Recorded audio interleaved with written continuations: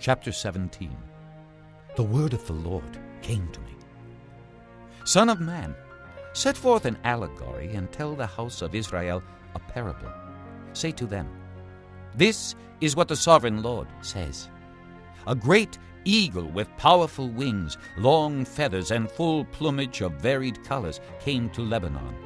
Taking hold of the top of a cedar, he broke off its topmost shoot and carried it away to a land of merchants, where he planted it in a city of traders.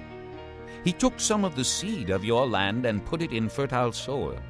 He planted it like a willow by abundant water, and it sprouted and became a low, spreading vine. Its branches turned toward him, but its roots remained under it. So it became a vine, and produced branches and put out leafy boughs. But there was another great eagle with powerful wings and full plumage. The vine now sent out its roots toward him from the plot where it was planted, and stretched out its branches to him for water.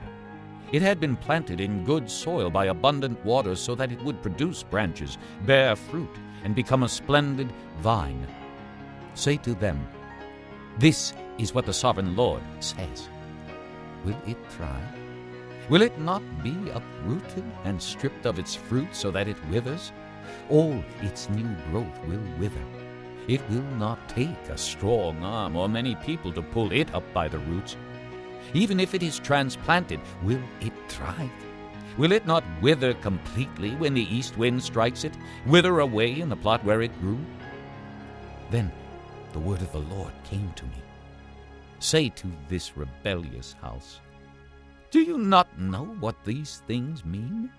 Say to them, the king of Babylon went to Jerusalem and carried off her king and her nobles, bringing them back with him to Babylon.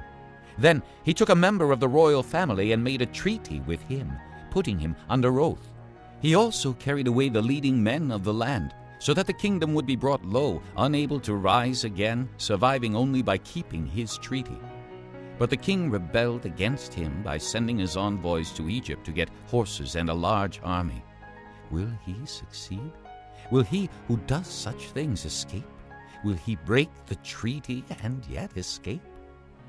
As surely as I live, declares the sovereign Lord, he shall die in Babylon, in the land of the king who put him on the throne, whose oath he despised and whose treaty he broke. Pharaoh with his mighty army and great horde will be of no help to him in war when ramps are built and siege works erected to destroy many lives. He despised the oath by breaking the covenant. Because he had given his hand in pledge and yet did all these things, he shall not escape. Therefore, this is what the sovereign Lord says. As surely as I live, I will bring down on his head my oath that he despised and my covenant that he broke.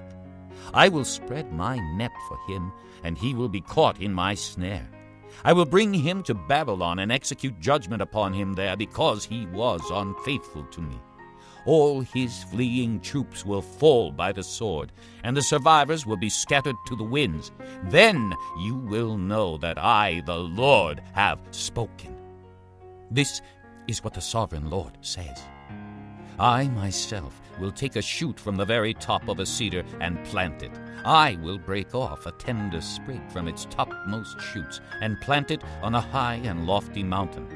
On the mountain heights of Israel I will plant it.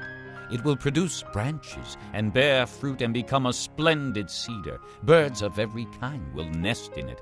They will find shelter in the shade of its branches. All the trees of the field will know that I, the Lord, bring down the tall tree and make the low tree grow tall.